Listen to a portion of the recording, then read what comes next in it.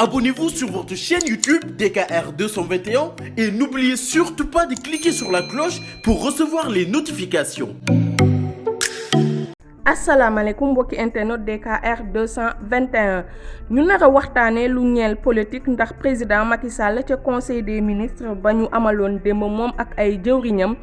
ci la leen yëgal ni moom daal dafa jël ab décision bu bees mooy delloosi waat poste premier ministre ci réew mi. mu bett ñëpp ndax kenn xaaru ko woon ndax bi muy jël décision supprimer poste premier ministre def na ñaari at ci gannaaw te askan wi kenn àndu si woon taxoon na sax ñu amaloon fi ay manifestation ngir rek projet boobu bañ a jàll. waaye terewul député majorité yi voté woon nañu ko ca assemblée ba Macky Sall nag jamono jooju dafa xamaloon askan wi ngir rek mën a justifier li mu bëgg a def bii mooy mandaawam bu mujj dafa bëgg liggéey bi gaaw maanaam fast track te seetlu na ni poste premier ministre bi da koy tardeel dafay yéexal liggéeyam. te loolu nag mu ngi ko fi waxoon lu toll ci ñetti weer ba ñu ko falaatee ci bopp réew mi ba mu doon def nag campagne électorale ci atum 2019 Macky mësul juumee ni suñu ko falaatee dafay dindi poste boobu te jamono boobu sax Mahammed Boun Abdallah Dionne moo ko nekkoon. Sénégal nag depuis ba mu amee indépendance poste premier ministre dafay mës a am mu nekk lu amoon solo lool ci réew mi ndax ab wéeruwaay la ci président de la république ci lay jafandu ngir mën a gën a yore réew mi bu baax tamit gën a jege askan wi ku ko weddi nag naka laaj syndicaliste yi ndax jafe-jafe bu am ci réew mi premier ministre moo daan jóg lijjanti ko ci suuf te kenn du ko yëg waaye lii Macky Sall bëgg a def nii kenn xamul lan la am na sax ñu jàppee ni président dafay tatone xamatul fu muy taxaw wala sax kii dafay fawee askan wi ndax daaw géej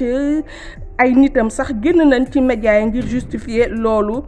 li muy bëgg a def maanaam supprimer poste premier ministre bi ba sax génne nañu ngëneel yi nga xam ne moo ci nekk yépp tey nag nga génnaat mel na du woon yow Macky Sall dafa mel ni constitution Sénégal daal saa su ko neexee rek changer ko ba pare jàllale ko assemblée nationale.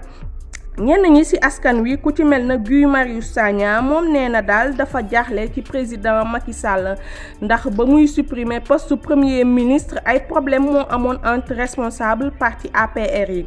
mu dindi ko ngir rek yaa ma neex ak maa tey moom daal nee na président dafa jiital le parti avant la patrie te nee na li ko ci gën a metti mooy constitution bi nga xam ne moom la Macky Sall di fowee di bind di gome saa yu ko neexee te ci ay waxam nee na lii dafa ñaaw ci réew bu mel ni Sénégal ndax dafay wone waat rek ni Macky Sall mënul dafa tële ci yorinu réew mi.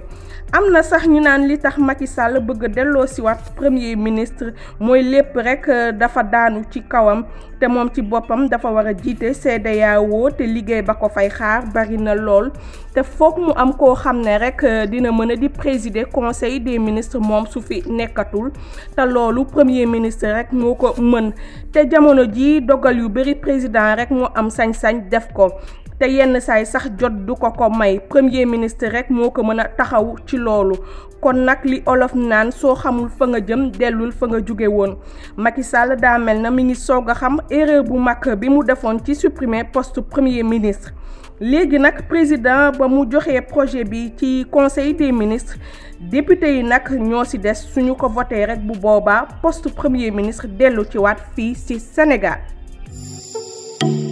Abonnez-vous sur votre chaîne YouTube DKR 221 et n'oubliez surtout pas de cliquer sur la cloche pour recevoir les notifications.